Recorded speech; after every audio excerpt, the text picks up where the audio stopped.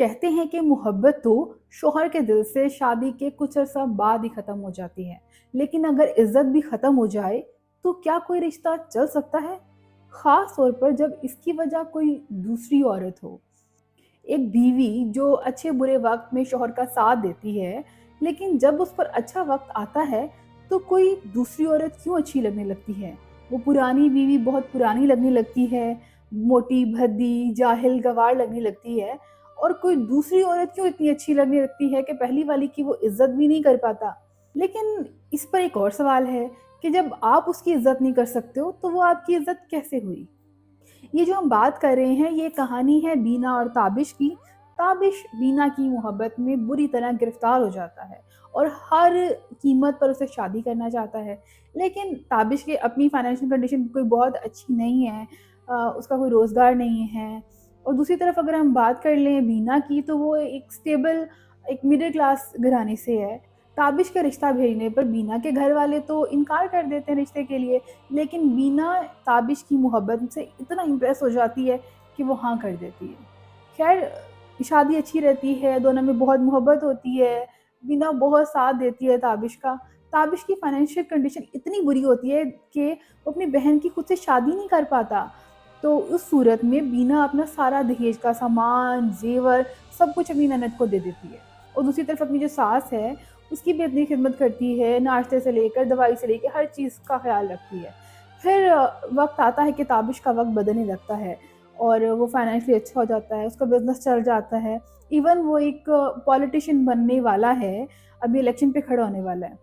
लेकिन अब जब उसके पास पैसा आ चुका है, तब उसको बीना में बिल्कुल भी इंटरेस्ट नहीं था।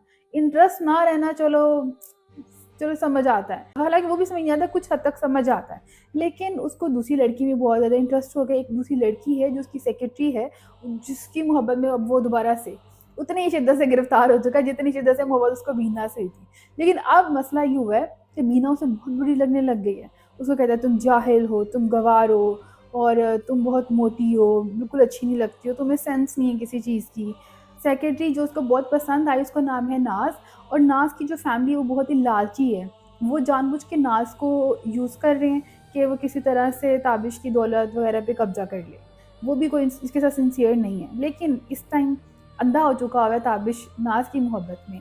इस सिचुएशन में वीना खुद को बहुत ही अकेला फ़ील कर रही है। एक तरफ तो ताबिश इस तरह से ट्रीट कर रहा है। उसको कहता है कि तुम घर से निकल जाओ, तुम मेरी ज़िंदगी से दफ़ा हो जाओ।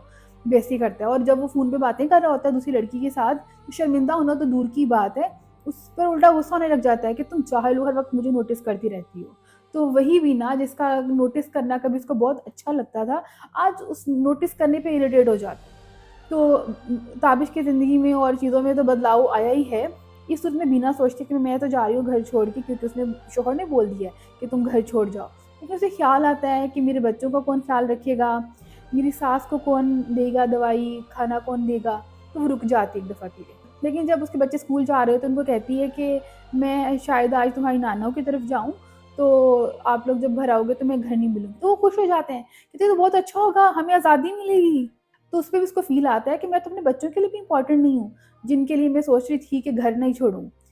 फिर अपने माँ-बाप के घर एक दिन के लिए जाती है, तो माँ कहती है कि ये तेरे भाई का घर है, तेरा घर वही है जो तेरे शौहर का घर है। सेम ऐसे ही होता है कि अपनी फ्रेंड के घर जाती है, वो भी उसे समझाती है कि तेरा घर तो वही है जो तेरे शौहर का घर है और शौहर साहब ने पहले ही घर से निकाल दिया है, बच्चे उसको इम्पोर्टेंट नहीं समझ रहे हैं। और तीसरी रह गई उसकी सास, किसी हद तक वो सास के बारे में सोच रही होती है कि उसको शायद वो चाहिए है।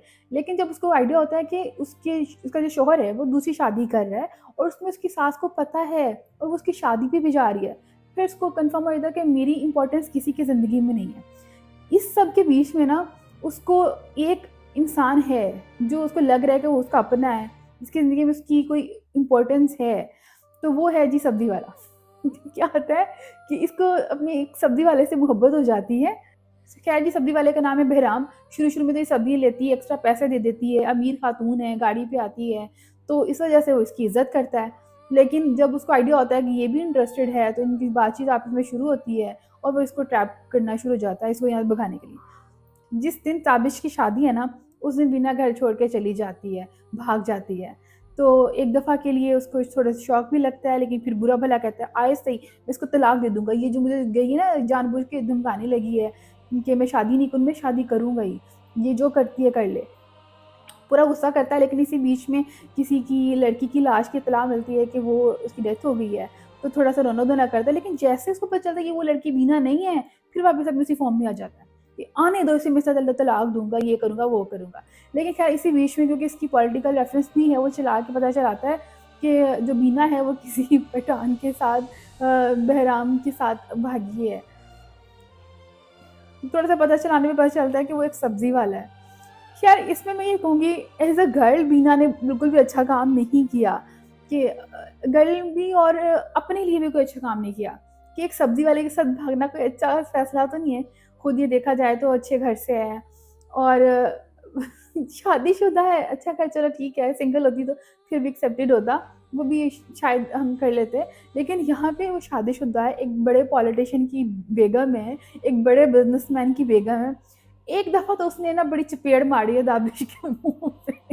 मतलब अगर वो किसी नॉर्मल बंदे के साथ भागती ना, तो फिर भी चलो बुरा तो लगता ही है, ये तो गंदी बात ही है। लेकिन फिर भी इस बात को उतना बड़ा उसका धचका नहीं लगता कि एक इतने अमीर आदमी की बेगम भागती किसके साथ है? सब्ज़ी वाले के साथ। थोड़ा फ़नी भी है, लेकिन मुझे इसमें थोड़ी बड़ी हँसी भी आई कि सही चपेड़ लगी है ताबिश के मुँह पे। लेकिन एज़ अ गर्ल अगर हम देखें तो जो मीना है, उसने अपना फ्यूचर सिक्योर बिल्कुल नहीं किया कि वो सब्ज़ी वाले के साथ भाग गई, उसको जानती भी नहीं है, बस ऐवें ही।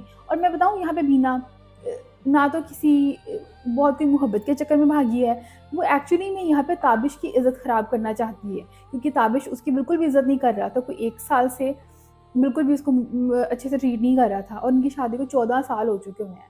तो 14 साल बाद अब वो एक बेगम भागी है और वो भी एक सब्ज़ी वाले के साथ। मैं उधर से नहीं आगे बढ़ पा रही हूँ। अच्छा ख़ैर, अब क्या हुआ है, जो बहराम है ना, वो भी इसको कत्ल करके इसके पास जितने ज़ेवर हैं वो छीनना चाहता है कि मैं ज़ेवर लेके भाग जाऊँगा। ट्रेन से उसको कह रहा है कि मैं कत्ल करके गोली मार के बाहर फेंक दूँगा। लेकिन जो दूसरा इसके जो शौहर है बीना का, ताबिश, उसने पुलिस वालों के पीछे लगाया है। पुलिस वाले उस ट्रेन में भी पहुँच गए हैं जिसमें बीना सवार है। लेकिन वो इंतज़ार कर रहे हैं कि अगला जब स्टॉप आएगा वहाँ पे बीना को जो बंदा है उसके साथ उसको गिरफ्तार कर लेंगे, पकड़ लेंगे। अभी वो ट्रेन में कुछ कह नहीं रहे, लेकिन उनको पता है कि बीना इसी में ही, उन्होंने इसको बता भी दी है ताबिश को। ख़ैर अच्छा, यहाँ पे ना कुछ मज़ेदार सीन है जिनको मैं डिस्कस करूँगी। एक तो ये कि जब चौधरी साहब हैं एक पॉलिटिशियन, जिस पार्टी से ये खड़ा होने वाला है ना इलेक्शन में ताबिश, उसको लीड कर रहे हैं। तो वो इसको कहते हैं कि भई अब तुम्हारी बेगम भाग गई है, ठीक है? वापस आके भी वो तुम्हारे बारे में बुरा-भला कहे या तुम ज़ाहिर है नहीं रखना चाहोगे और ये बात बाहर निकलेगी, तो तुम्हारे लिए बहुत बेइज़्ज़ती की बात है और मैं ऐसे बंदे को अपना जो इलेक्शन में खड़ा नहीं कर सकता अपनी पार्टी के थ्रू, जो जिसका फैमिली सिस्टम ही तबाह हुआ हो, घर पे उसकी इस तरह के सिस्टम चल रहे हो कि उसकी बेगम भाग रही है। तो अपोज़िट पार्टी में जो खड़ी है वो एक फीमेल है। तो एक फीमेल के मुकाबले में बीट करने के लिए एक अगर आदमी खड़ा कर रहे हैं, तो एटलीस्ट उसका फैमिली सिस्टम तो ठीक होना चाहिए ना। इस सिचुएशन में अगर तुम अपनी बीवी को कत्ल करा देते हो ना, तो हम कह देंगे कि दुश्मनों ने तुम्हारी बेगम को जानबूझ के कत्ल करा दिया, तो तुम्हें सिंपैथी का वोट मिल जाएगा। कहता तुम्हें इसमें ना, लेकिन पुलिस वालों को हमें पैसे देने पड़ेंगे कोई 2 करोड़ रुपया तकरीबन। कहता 2 करोड़ रुपए देना पड़ेगा? तो यहाँ पे जो मज़ेदार बात उसने की है ना चौधरी ने, कहता कि अगर किसी गरीब की इज़्ज़त होती ना तो 20,000 में भी बचा लेते हैं पुलिस वाले। तुम ज़रा अमीर आदमी हो, तुम्हारी इज़्ज़त बचाने के लिए कम से कम 2 करोड़ तो लगेगा। ये बात मुझे बहुत मज़े की लगी, इंटरेस्टिंग लगी। और इसके बाद अब इस सिचुएशन में ताबिश सोच में पड़ गया है कि अब क्या करना क्या है। तो इसमें एक और इंटरेस्टिंग सीन है कि ताबिश का जो दोस्त है, जो इसके साथ फुल टाइम है, वो गरीब वाला दोस्त है, ठीक है? जो इसके बुरे टाइम का साथी था, जिसको इसने मुँह लगाना बिल्कुल छोड़ दिया था। लेकिन अब बुरे वक़्त में उसको उसकी याद आई है, वो इसके साथ है, फुल टाइम इसके साथ है। अच्छा, वो इसको कहता है कि मीना भाभी ने ऐसा कैसा कर दिया, वो ऐसे नहीं कर सकती। ताबिश कहता है उसको भाभी बिल्कुल नहीं कहो, ऐसी बदकार औरत को। तो कहता तुम भी तो चक्कर चला ही रहे थे ना बाहर, अगर तुम जैसे मर्द को मैं भाई कह रहा हूँ, तो उनको भाभी कहने में क्या इश्यू है? तो कहता नहीं उसको भाभी नहीं कहो, फिर कहता अच्छा ठीक है मैं बीना बहन कह देता हूँ। कहता तुम ऐसी बदकार औरत को बहन कहोगे? तो कहता तुम जैसे बदकार को भी तो मैं भाई कह ही रहा हूँ ना। तो ये बड़ा मज़ेदार डायलॉग था कि अगर तुम कर सकते हो, ऐसे बेवफ़ाई कर सकते हो, चक्कर चला सकते हो, तुम्हें अगर सोसाइटी एक्सेप्ट कर रही है, तो भई उसको अगर मैं बहन कह लूँगा तो क्या प्रॉब्लम है? तो ये बहुत अच्छा डायलॉग था, यहाँ पे मुझे मज़ा आया सुन के। अगला एक और इंटरेस्टिंग डायलॉग आ गया है, वो भी मुझे बहुत मज़े का लगा। ये अपनी माँ के पास जाता है, उसको बताता है कि मुझे पता चल गया बीना कहाँ है, मैं उसको कत्ल करवाने लगा हूँ। तो आप मुझे इस्तिखारा करके बताओ कि उसको मरवाना चाहिए कि नहीं मरवाना चाहिए। ये जो गलत काम में इस्लामिक टच देते हैं ना मर्द, वो उसका सही वाला रूप दिखाया गया है। एक तो कत्ल करना है और उसके लिए इस्तिखारा करना है, लाइक सीरियसली। तो ये मुझे बहुत ही फनी और इंटरेस्टिंग लगा।